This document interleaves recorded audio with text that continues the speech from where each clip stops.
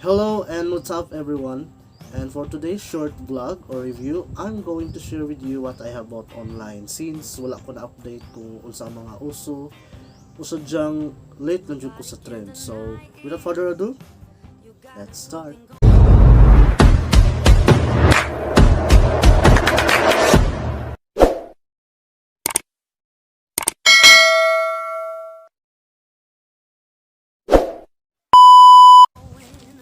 So mao ni sila dayon gahapon ni naabot. So wala pa na ako siya ako lang siya giset aside kay medyo busy pa ako, so ako sa displayan. Ayan. So ang una na to ablihan is ang kaning lanyard. So kaning nagong lanyard is nakita na ko ni sa among mga silingan ba na ginasulob nila while ato silang syudad. So na-curious ko muna mag-order kung tupak ko pa. So ang sunod is maura ni siya. Yung kami nga papel dahil wala na. So mura yun siya ha. Pwede siya gamiton o kanang ibutang ni mo sa mong antipara ay kanang murag chain dire sa liod ana din. Pwede mo siya ihang, then pwede mo siya gamiton sa imong face mask. Then at the same time, hindi ka mag face mask, pwede mo daw siya gamiton sa imong necklace. At the same time, pwede mo siya himuon og kanang bracelet. So tan-aw na to sa halagang tag 80 man gud nila. Ang akong napili is black rose, o black flower. So mao ni siya. Oh, muna siya ka guys. Cute kaayo no? Yeah. Ako just tingnan.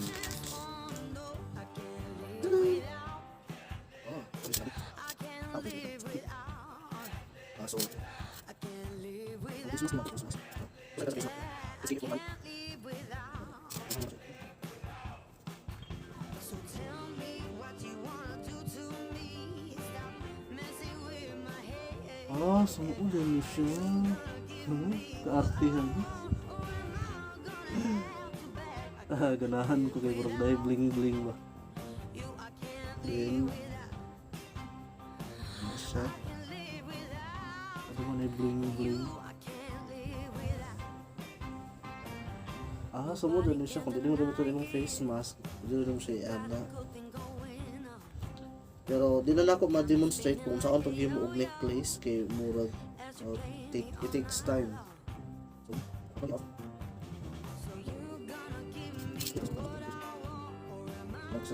So mao din siya guys ang kaartihan, lanyard pero chain style. I bought this for around 80 pesos lang each. So order ko 5 pinakutagaan. So proceed na po ta sa second item or product na itong napalit online. So this is the second one. Second one is a selfie stick tripod with stand, then Bluetooth pwede siya, remote control, just like I bought online. Para ano kung nakatanaw mo sa akong previous na vlog, ako na siya gibuhat review kay nakita na ko na siya nga ad sa TikTok. So naa siya like dire unta. Then at the same time, pwede naman siya yung tripod. Yan. Tripod. Then, pwede mo siya yung selfie stick. Imagine, 850 akong nabayaran. Sa kanina product sa online ha. So, suggest na ko sa uban nga mag-online mag-order online like kanang wa mo kabalo kung unsa nga item yung ibugan, dapat mag-review jud mo guys kay kasi pare mo sa ako ba din. Kani po siya, same rin sila.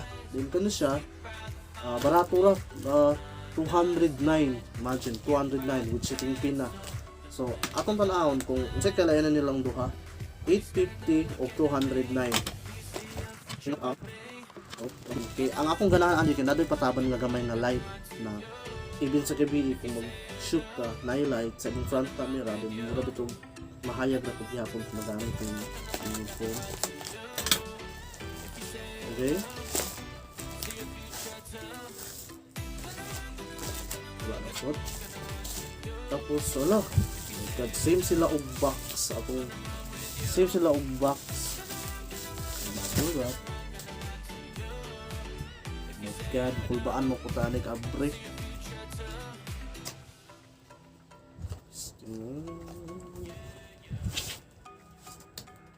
And then it's color black. Then ganahan ko kay naade ay siya koan. Naa siya light. Oh my god. Wait lang. Oh, di ba? So muna akong giingon sa inyo ha guys na I order this kind of product kanisa sa TikTok. Ang diferensya niya is wala siya light na pataban. 800 pesos o 209. So 209 pa lang gani o na ano ko'y light na extra. So ato lang siya i-tighten. Ayan. Patabi siya mauga-ugaan. Then itong i-try. Ayan. O diba same sila. Pwede mo sa mong tripod din. Pwede mo sa mong selfie stick. Sa mga hilig diya o ka ng mga picture o ka ng mga gabi or maglaag sa mga plaza, I suggest gamit kayo na siya. So ito lang yung cellphone.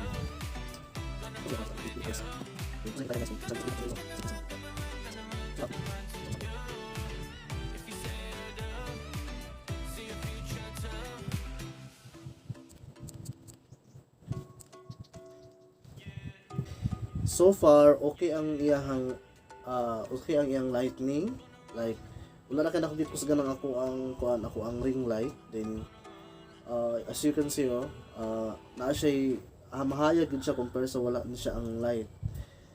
Okay. Tapos ang iyang Bluetooth connection sa iyang remote, check. And color, check. Tapos ligpon po kayo siya. Same ragid sila actually. Ang difference lang is wala di ang light. Kani nga light akong giingon sa inyo kanina. Kani nga light. Compare ani. So far so good. Thank you Shopee. So that's all for today and bye bye.